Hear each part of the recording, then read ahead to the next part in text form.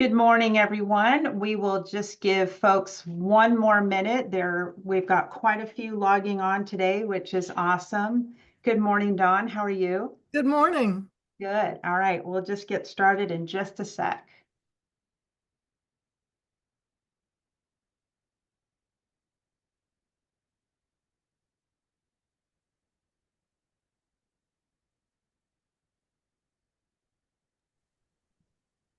All right, good morning, friends. Welcome to the April edition of our Startup Resources series. Welcome everyone to our series subscribers. And if you are new to this program, we welcome you as well. This, of course, is our monthly webinar where we aim to share as many unique and different startup resources that are available to all of you as entrepreneurial support organizations supporting your startup founders with available startup resources, whether these are local, whether these are statewide, whether these are national. We want to bring these to your attention so that you have them in your arsenal of available resources. And of course, we thank you always for connecting your startup clients to the right resource at the right stage and at the right time for their business.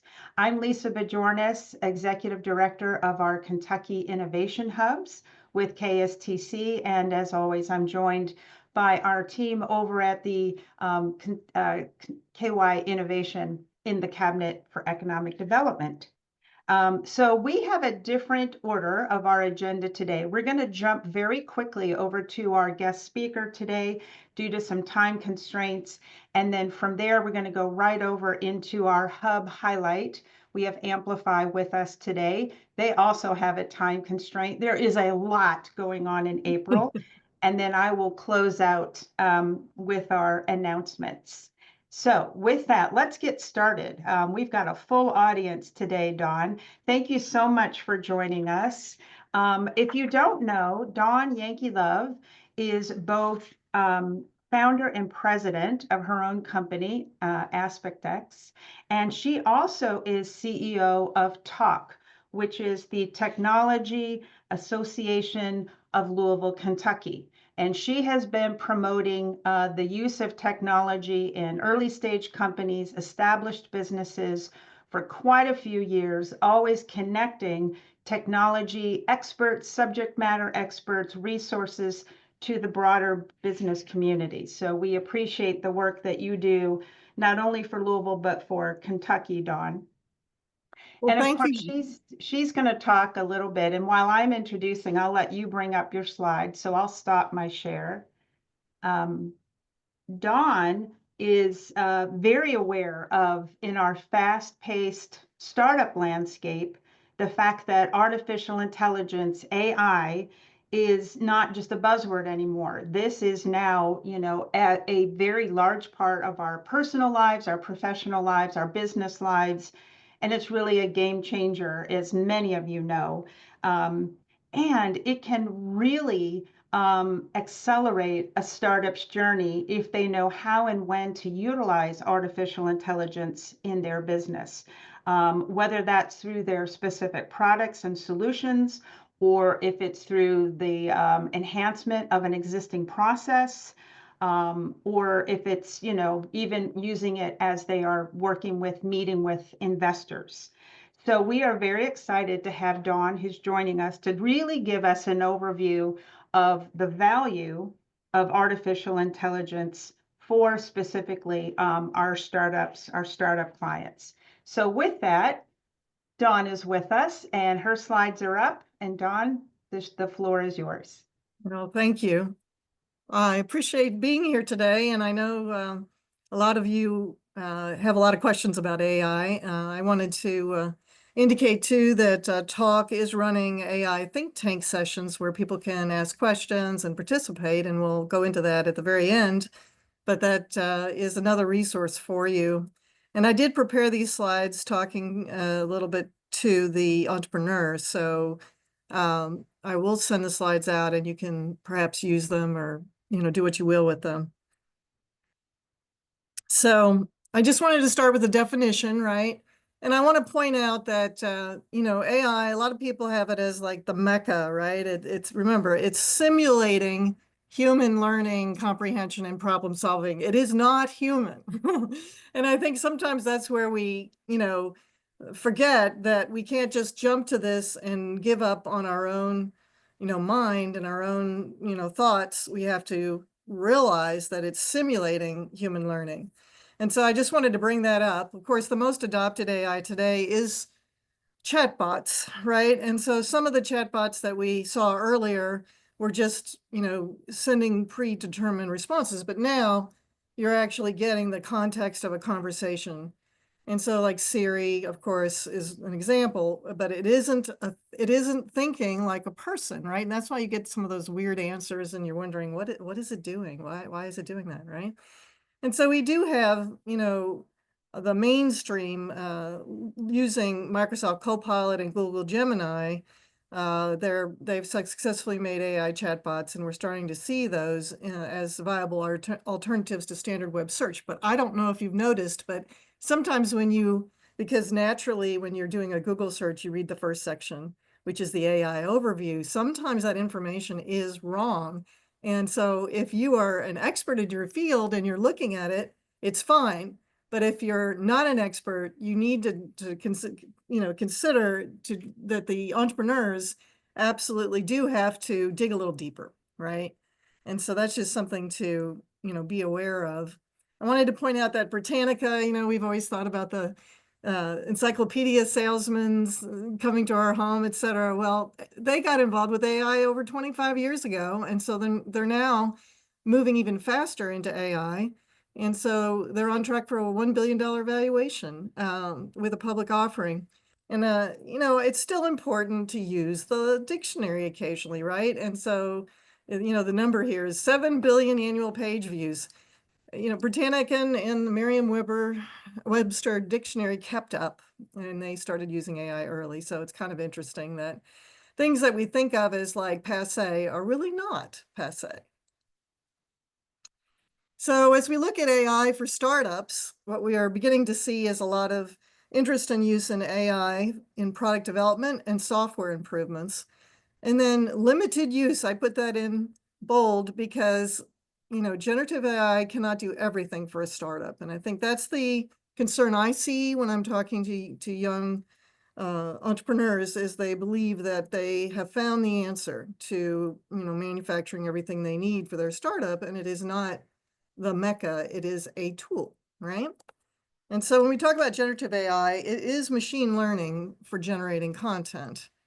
But again, it doesn't come with the thinking that you would have if you're working with, an individual. So especially a marketing professional, right? So I wanted to just kind of highlight as we get started here, there are a lot of value propositions for AI. Product development, which is, you're beginning to see more and more people using the term AI powered, right? So for those that are developing tech products like software, hardware applications, AI can be a useful piece of the puzzle, right?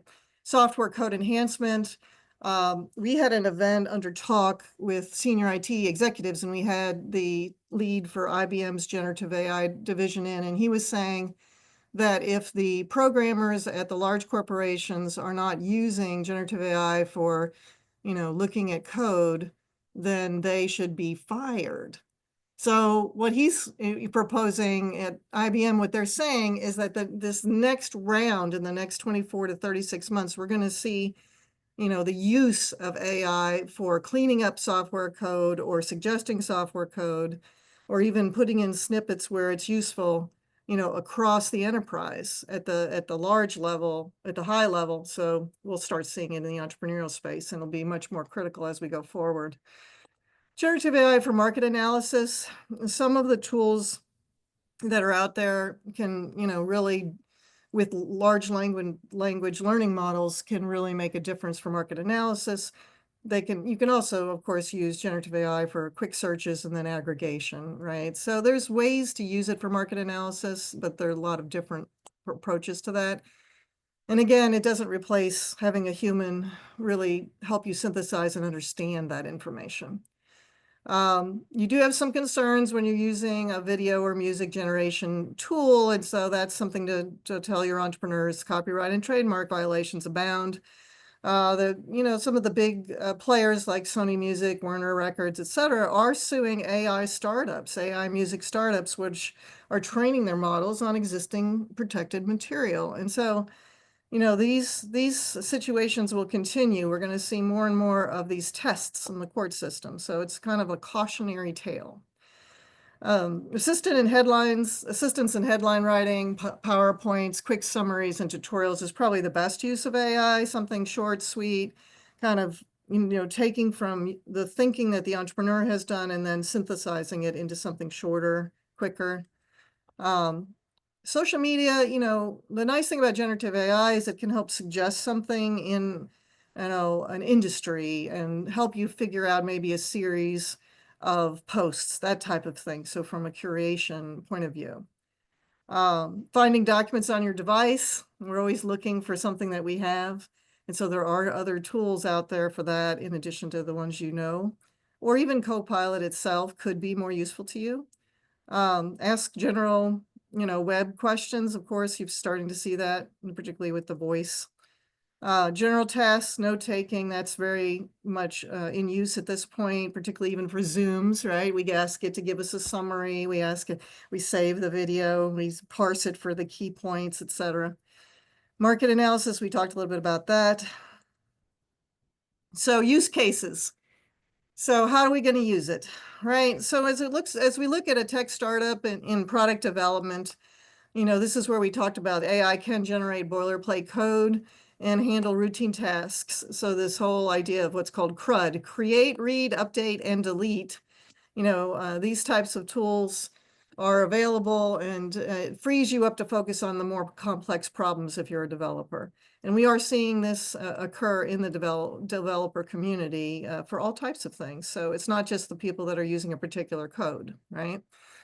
So also AI can provide real-time suggestions on context, which is also very important, and accelerate and reduce time spent on mundane tasks. So that's the best use of AI, is when you have a mundane task.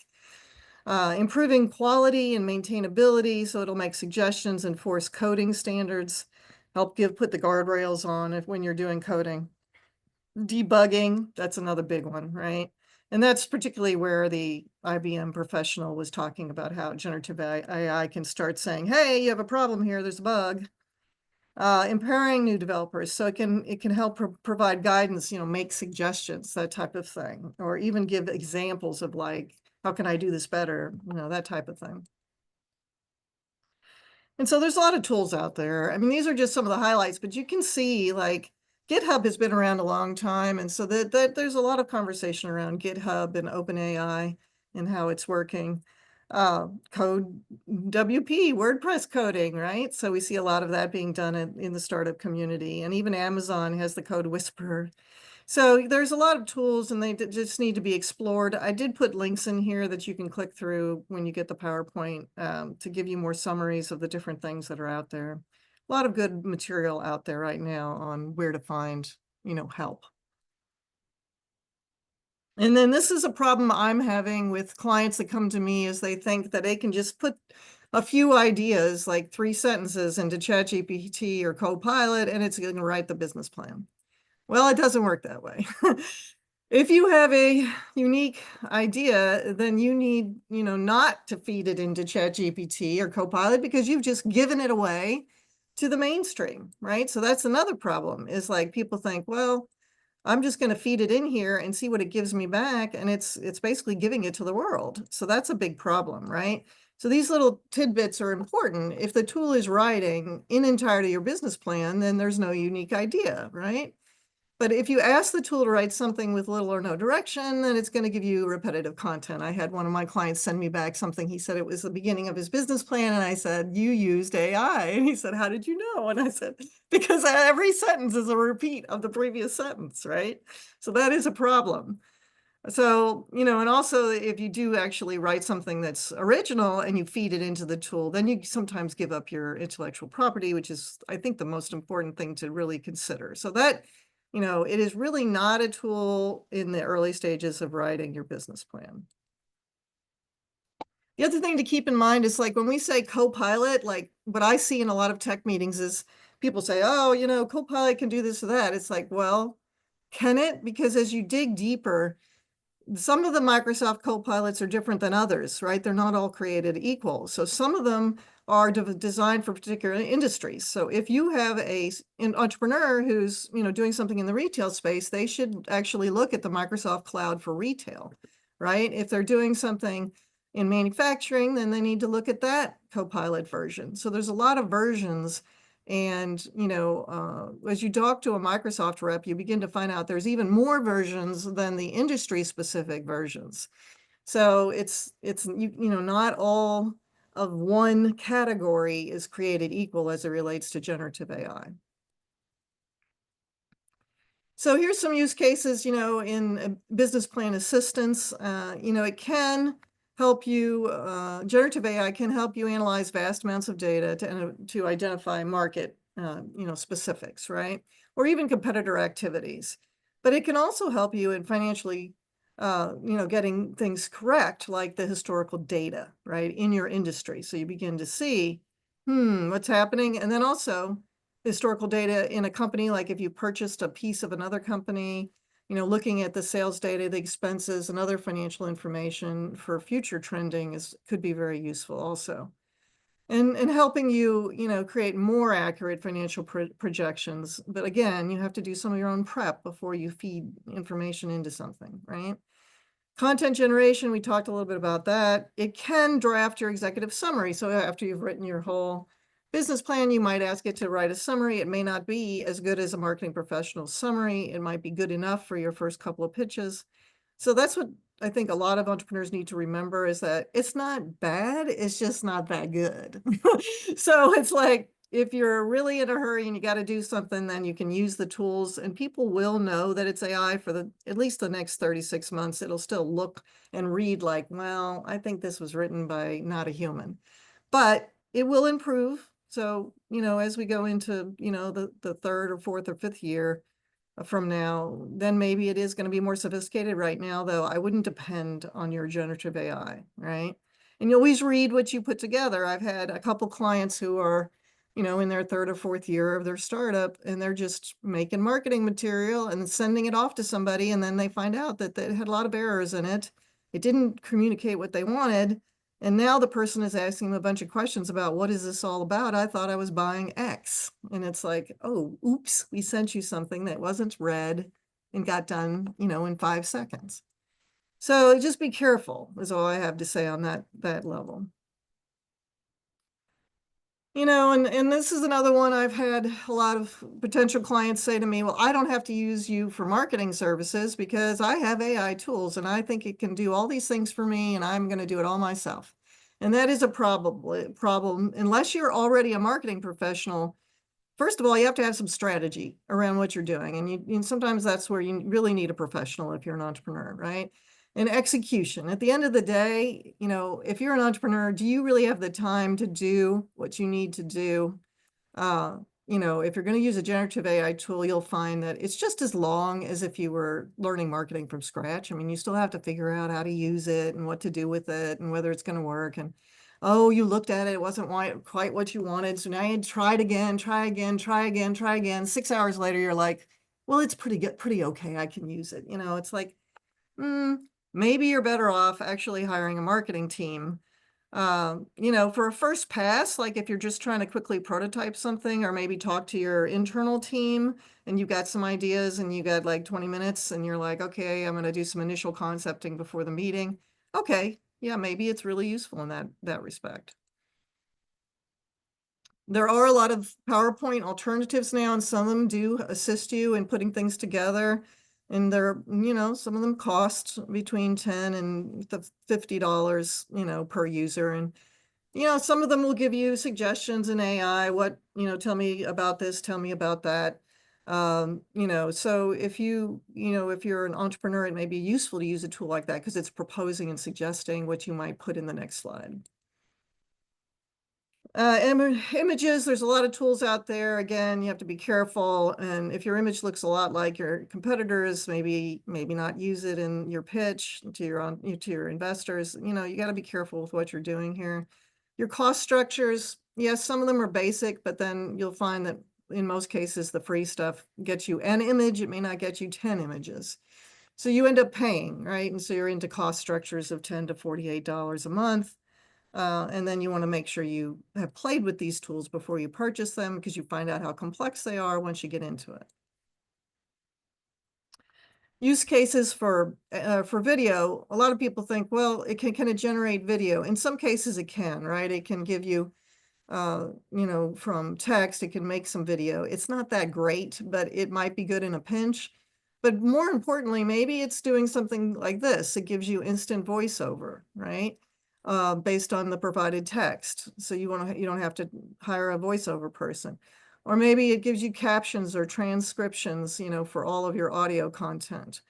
Analytics, it may help you understand, why is this video not getting the hits that it should? Oh, well, we didn't put the product in the first couple of frames, so maybe that's a better idea.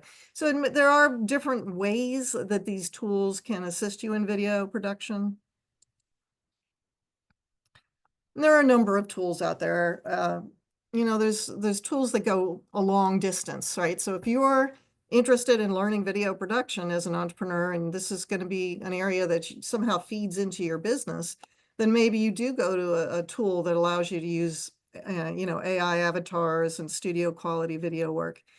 But if you're just trying to use it to, tease people up in social media, maybe you just play with a free tool and see if you can come up with some creative short clips, and see how it works out for you. Did it take you a long time to do that, or was it quick? And then also, what was the quality related to what you want to communicate? So, there's measurement in there. You have to do for yourself as an entrepreneur, try to figure out, is it worth my time, or should I just have a professional create something? And then, there are other tools that will specifically do things for social media. And, maybe you need subtitles because it's a longer video. Maybe you need, multi-platform video editing because you're trying to post on a number of platforms. I will say that Canva has come a long way and has really integrated a lot of AI. And so, if you are talking to an entrepreneur that has some background in developing marketing in the past, then Canva is the answer. But, again, if you're taking someone who has never worked in any kind of marketing capacity and has never so much as put together an ad, then Canva may become very difficult for them to spend in the learning cycle, right? It's still a simple tool, but if you have no, point of reference, then it's going to take you a long time to get there, right? So those are just things to consider. Task management is really a great place for generative AI. I hear a lot of this in the startup community. Well, I sat through a bunch of great meetings today, but now I can't remember what they said. It's information overload, right? If you sit through 8 or 9 meetings a day, it's very hard to remember everything. You might have taken a few notes, but maybe they weren't the notes you needed because you were in the middle of doing something else while you were multitasking, etc. So these built-in summary builders can be very useful. Teams and Zoom have some of them. You can also just use your own Otter AI for $99 a year is a good tool. I've used it.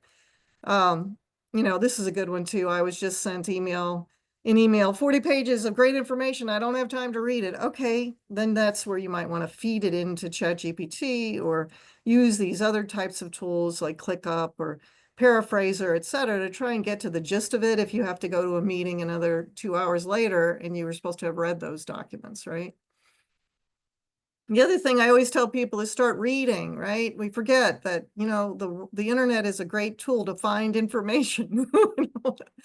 And so I find a lot of entrepreneurs just want to bypass that, but you really want to look and see, what's out there. Like this is an article, April 8th in Forbes, and it was a summary of AI tools for social media. And so after you read an article like this, you may decide, you know what, there's only one tool in here that really would be useful to me, as opposed to then spending your time looking at 15 different tools, right? So I do think that you can't be in all roles as an entrepreneur, and you want to surround yourself with experts. And taking on learning curves, it's up to you. Maybe there's one thing you really like. If you've always wanted to do video production, then maybe you focus some time on that. But do you really need to spend, another lifetime on top of the lifetime you're spending on your company learning all these tools? And the answer is no. And so you have to prioritize your time as an entrepreneur, cannot be expected to use every AI tool that comes along, right? You need to choose wisely and delegate or outsource it. Limit your roles in your startup, focus, use the AI tools for summarizations and note-taking. That is the biggest win as it relates to generative AI. Don't be afraid to get support on strategy, right? It's always good to ask various experts on how do I get to taking this great idea I have into the marketplace? You're generally going to have to ask some experts. And avoid using your intellectual property around ChatGPT or Copilot. So when you're feeding all this data from your own emails and your own information, maybe you paid somebody to research something, now you're feeding that into ChatGPT. If it was proprietary, it is now everybody's general use. And so that is a problem you have to be aware of. So the more you use generative AI in all of the tasks that you do on your laptop, the more you're feeding the system, the world, and it's not yours anymore. So that's why when you work for a very large corporation, they say, we don't want you implementing, Copilot when we're talking about the new product development, or we don't want you using these tools when we're doing, in-person, meetings here in the company, because the intellectual property disappears, right? So this is the other thing to emphasize for all entrepreneurs is that creativity, innovation, and invention is still humanity's greatest contribution, right? So you can't expect the tool to come up with the next great idea, okay? So if you have an inkling of something, then you need to do more exploration, but you're going to have to be the person that actually takes that inkling to the next level, whatever that idea thread is. And so the machine's going to mash the data and give you, some tasks, maybe help you with figure out what I should do next, may simulate some questions to help you problem solve, but you have to do the thinking, and that the machine is not going to, be your answer for what I'm going to do with my business. And so this is the Tech Council talk. This is 11 years now. We've been working here in Louisville. A lot of our events are free or low fee. We do have some things left in the AI think tank world. We're going to do this week on the 17th, we will have guest speakers talking about AI from Aegon Transamerica and Bardstown Bourbon. We always do these at the Flash Cube building, which is the 9300 Shelbyville Road structure, 12th floor. We do serve pizza. May 1st, we're going to have a little more of a networking event. We'll dress derby and we'll talk about use of AI and derby predictions. And then, yes, There we go. yes, June 5th, we'll have another session. We haven't gotten our speakers together yet, but we'll have some other new speakers on AI. And so what we do is we have 10-minute presentations, and then we have group discussion, and then everyone in the room gets to say something about AI. So maybe you've read an interesting article, or maybe you want to ask a question about the tool you're using, etc., and you group source it in the room. It's a fun group, and we usually have about 20 people or so, but everyone participates. And, it's just a good way to also meet people if that's, something as an entrepreneur. A lot of times you get siloed into my screen is my friend, right? So we are going to talk about AI and security under our 9th annual Cybersecurity Summit, which is this year being held at Sullivan University. And we will put the registration open on May 1st. And the TalkLoo website is always your best bet if you want to find out what we're working on. We also are in social media, so we're in Twitter, Facebook, and LinkedIn. TechFest is the big event we do, and we went from every other year to now we're doing it every year. It will be August 21st, 22nd, Thursday and Friday. It will be held at the Hunting Creek Country Club this year. And we do have a trade show associated with that. So that's another place where you can go and talk to the vendors and ask questions about, what tool is this? Can it help me with X, whatever I'm doing, right? And then we are now a partner with Cyber USA. We were a partner with them in the 2016, 2017 timeframe. They ran out of dollars, and they have now come back strong with federal dollars. So they will be doing more online activities that Talk will be able to share with you, and you will be able to participate in as an entrepreneur or anyone. So those are some of the things that I wanted to bring to your attention. And if we have any quick questions, I guess we have, what, 2 minutes maybe? Yeah. I don't see any questions in the chat, but we'll just give that a minute. Dawn, thank you so very much. The array of tools that you have provided is excellent, and we're excited to share your slides with all of our attendees. Of course, we always follow up by email with slides from our presenters, and then we'll post them to our Slack. Key point, and we do have a couple questions coming in.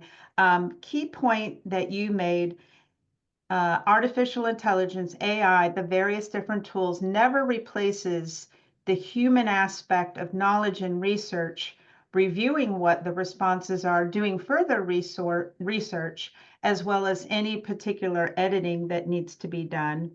I appreciate that you made a great distinction between AI is excellent for tasks, but for strategy, that just takes that, that human capital and perhaps some other experts to kind of weigh in. And then the caveat, be very careful about what content you place into any AI tool, because as you said, it becomes the universe domain at that point, and you don't want to give away anything that could be proprietary. Certainly, it can help you with that competitive data, market analysis, as starting points, where you will want to refine that work and those responses, of course. And then also, I think, to get founders started if they're just at the stage of customer discovery, and how to kind of put their thesis or their hypothesis out there, and how to generate some questions around that. We do have a couple of questions here. Let's see, first question is, Zoom has an AI meeting summary tool. Since it is a paid account on Zoom, is that content feeding into the global chat learning engine?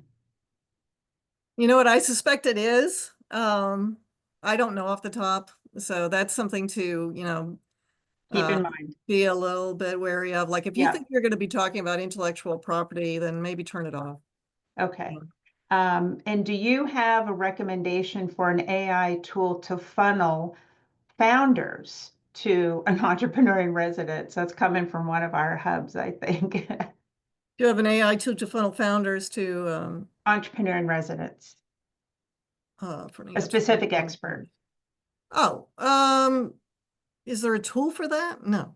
I mean, the thing is that if you're going to funnel experts to a founder, you have to like vet them in some way, or so it can be personal recommendations, or it could be whatever, but I can't imagine that you would use a tool to, put that to other. Right. Unless that's built with a proprietary a chatbot. In this case, it's being suggested by Amplify, who has built an AI chatbot, but they do have vetted EIRs. Yeah. Yes, right. So, Good. yes, All right. and yeah, some of these other things, RAG. Yes, we're going to have a great, speaker on RAG pipelines at TechFest. So I'm excited. We're going to do like a new workshop. So if that's a space that your entrepreneurs are interested in, that'll be in August. And then, we'll see how it all goes with Apple computing. I don't know. I'm not using Apple tools at this point. So personally, I couldn't give you a recommendation there. But again, we'll try to have someone at TechFest. That's a great idea for a TechFest presentation. The question there is, does RAG help support keeping your data more private? Well, RAG pipelines are, yes, they're designed for internal purposes, most of them. So yes. Okay. Awesome. I know that we have an entrepreneur in residence at Sprocket, and they're suggesting that they heavily use AI to do diagnostic work, which is great. A lot of other industry-specific, market-specific information can come to light much faster, which can save a lot of time. And then just this last question we'll take here is, content fed into ChatGPT kept separate from other platforms, or are they able to get and share information between, say, ChatGPT, Copilot, etc.? Well, that's probably a good futuristic question. In other words, right now everybody's into their own systems and trying to keep their systems to the most up to date. But you're right, within 24 to 36 months, it may be a complete mash. Yeah. And you may pay extra to quote, get the MASH. So, that's just something to be aware of. It's the world is moving very fast in this Yeah. category. So, Absolutely. All right. okay. Dawn, thank you so much. We know you've got to go, so we thank you so much for all the information you shared with us. Appreciate you and your time and what you do in this space, and thank you for giving us a lot of good food for thought. So have a great day. Thank you. All righty.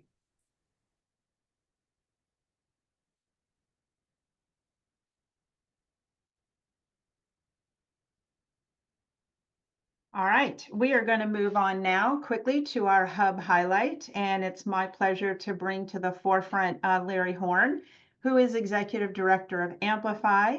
Amplify being one of our 6 innovation hubs in Kentucky, and they have a service area that includes 12 counties, and they are anchored by both Louisville as well as Elizabethtown.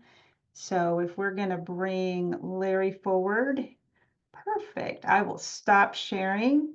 And Larry, and welcome Laura, who is with the Amplify team as well. She's stepped back. Larry, if you want to go ahead and welcome, if you want to share your desktop and give us the latest and greatest on Amplify.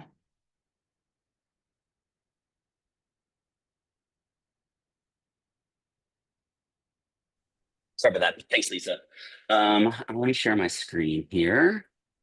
And boom. Okay. Well, again, Lisa, thank you for giving us the opportunity to share a little bit about what we've got going on to Amplify. And, obviously, thinking about this for today, we kind of really racked our heads together about what we want to share and promote. So kind of excited about what we get to share with everybody today. So first, I always like to tell people what we're about. Again, like most of the other hubs, we are focused on supporting early stage tech-enabled venture-backable startups, anywhere from ideation to that first growth stage round. And we do it in a variety of different ways, mostly coaching, community support, and then what do we like to call accessibility. And as Lisa mentioned, our area, we roughly cover about 27% of Kentucky's population, spanning everywhere, as you can see, from Jefferson County down to our friends in LaRue County, over to Meade and Marion. So it's been a great territory to get to meet a lot of really new, wonderful folks and people that are excited about building innovation in their communities. Again, a little high level what we do. I'm going to kind of stop here for just a second. I've showed this slide in other presentations before, but I think as we started thinking a lot about this presentation, we really wanted to think a little bit more about what have we been focused on in the last year, especially since we picked up that territory. So I think that's important. And while we're going through and doing all of these different mapping of each community that we're able to get into, the thing that we've kind of realized overall is kind of a rededication or a revision of the way we want to support programming for entrepreneurs. Well, first, I guess before we go to that, wanted to show this for everyone. Tomorrow night, if you are in Louisville or near Louisville, we're having one of our Venture Connectors at Nights event. If you're already a Venture Connectors member, that's free for you. If you are a guest, it is $20. It's going to be a little bit derby themed. We're going to have a hat exchange. There'll be some bourbon tasting. It's going to be a lot of fun, a lot of energy tomorrow night at Louisville Slugger. So as we start thinking about that programming, the first thing I wanted to also mention, which helped this kind of conversation, is since my last presentation in October, we brought on 3 new teammates, and really kicking this off with Cynthia Lee, who we brought on board earlier this year as our Director of Community and really also Strategic Partnerships. And so Cynthia has brought a ton of energy and ideas around programming, the way we can partner with corporations, which is important. Amber is our latest entrepreneur in residence. She's also the CEO of Black UX. And then just this beginning of this month, we brought on Sarah Edwards. Sarah will be our community manager, kind of boots on the ground in Elizabethtown to support a lot of our efforts in that area as well. So these 3 ladies with our other team really kind of got our head together with thinking, what do we think about when we think about programming?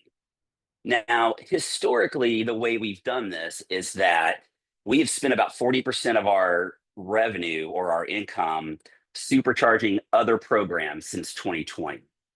And the reason for that has really been to lift up these other groups that are passionate, usually volunteers, that are building great programming and supporting the communities in the way that Amplify couldn't when we first started. And it was truly a great way of lifting up the community and creating a lot of mesh network of connectivity between the various organizations as well as with Amplify. So as we think about moving forward and we think about this extended area, it was a time to reignite, reconnect, and reimagine with the way that we want to do this work.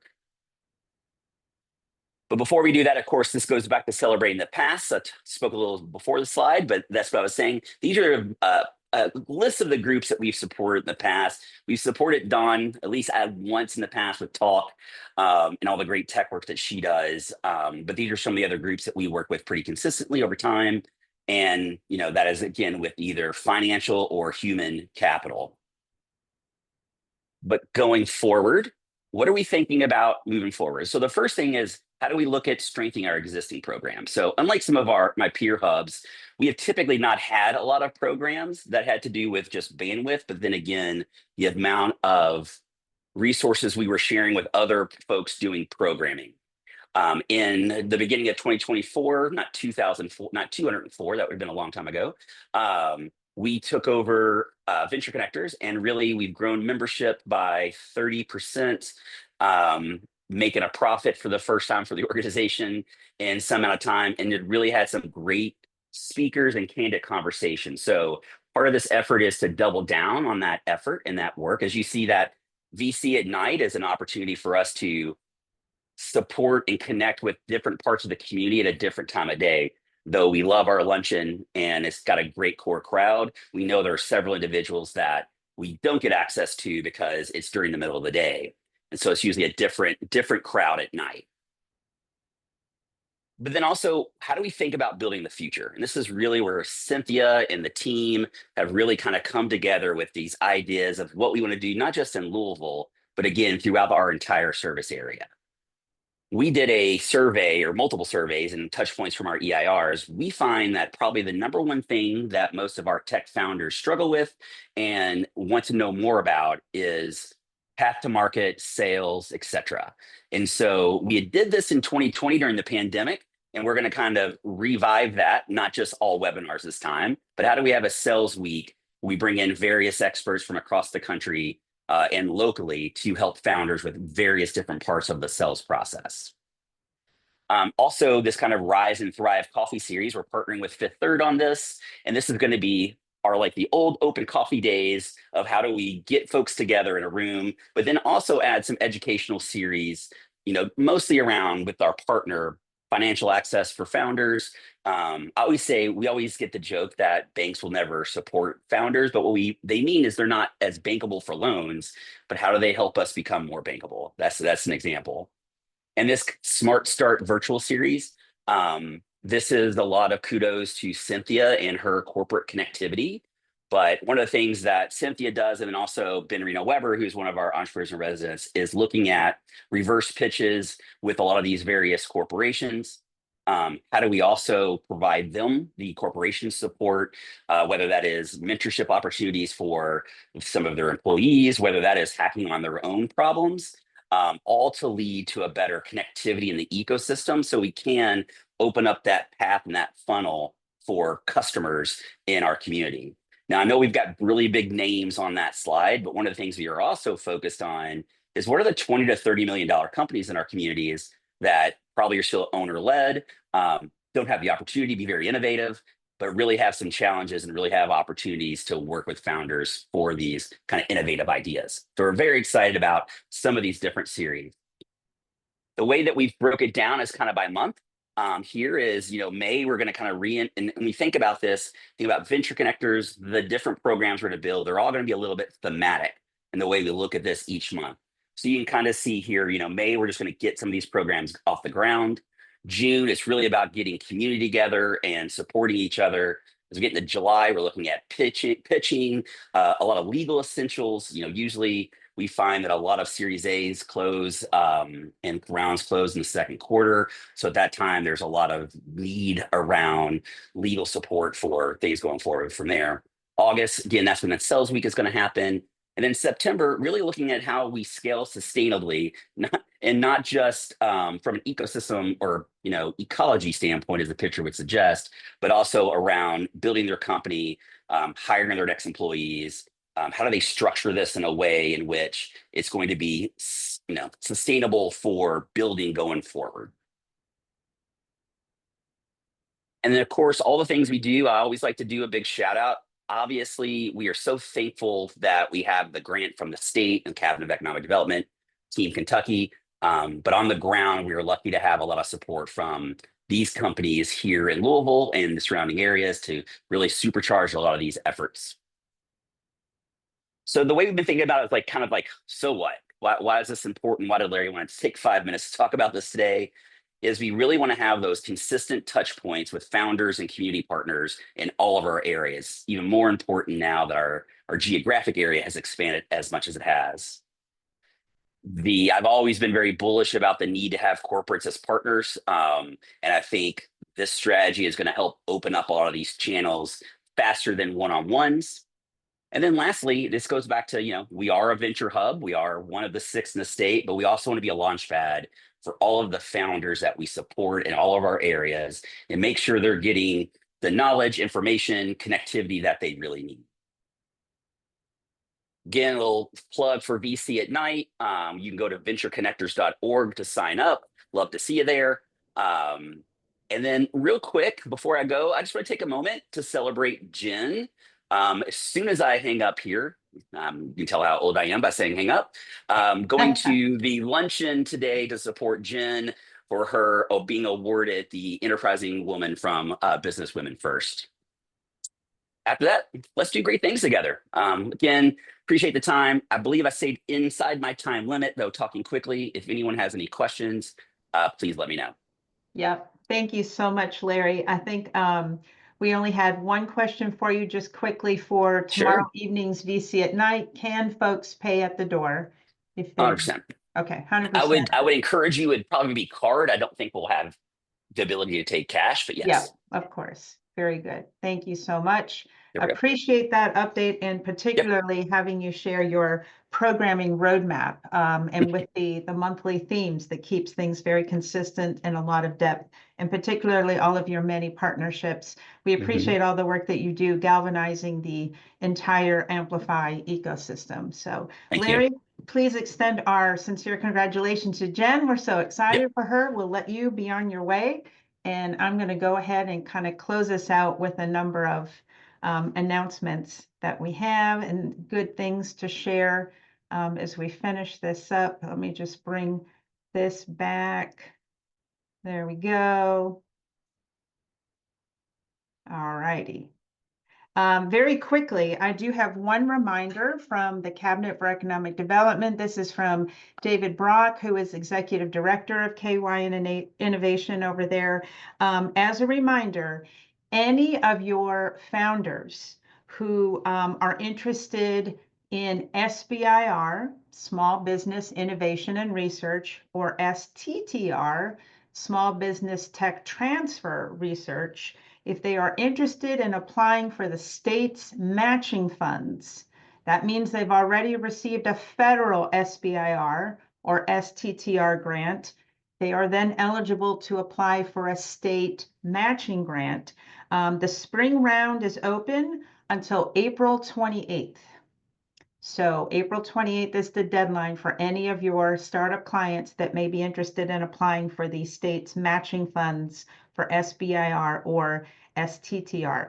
And if you need additional information about that or any of the other state-based programs for early stage companies, you can go to kyinnovation.com.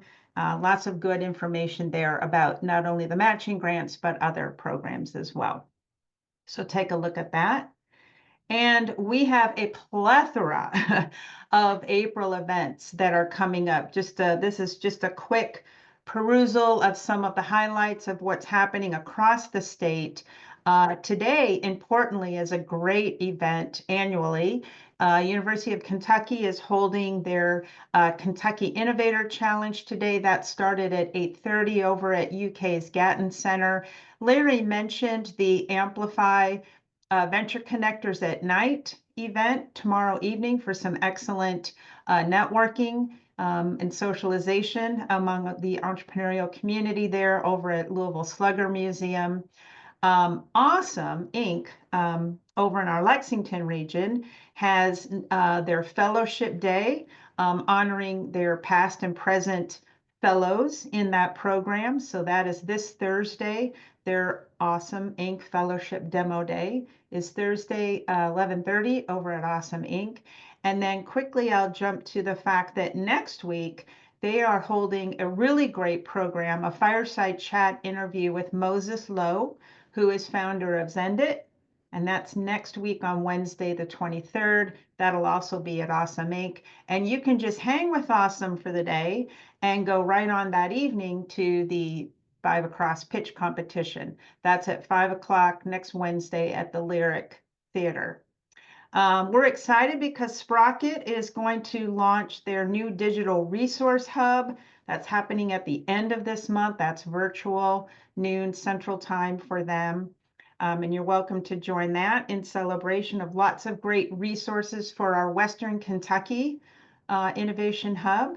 And then next month, we've got Amplify's regular Venture Connectors Lunch, May 7th at the Kentucky Science Center.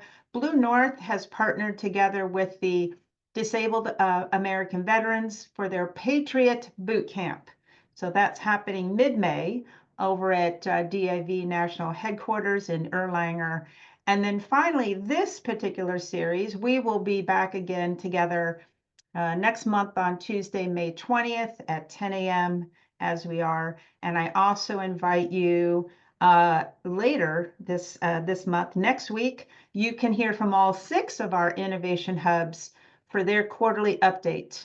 They'll be talking about their third quarter results against their goals. And so that is a webinar virtual next Wednesday, the 23rd at 10 a.m. So we will send out a copy of the slides from today's presentations, and we'll make all of these dates available through both our email to you all as well as our Slack. So that's all I got. Thank you everyone for joining us today. Gosh, we had close to 55 folks attend. Thank you so much, and we'll see you back here next month. Have a great day.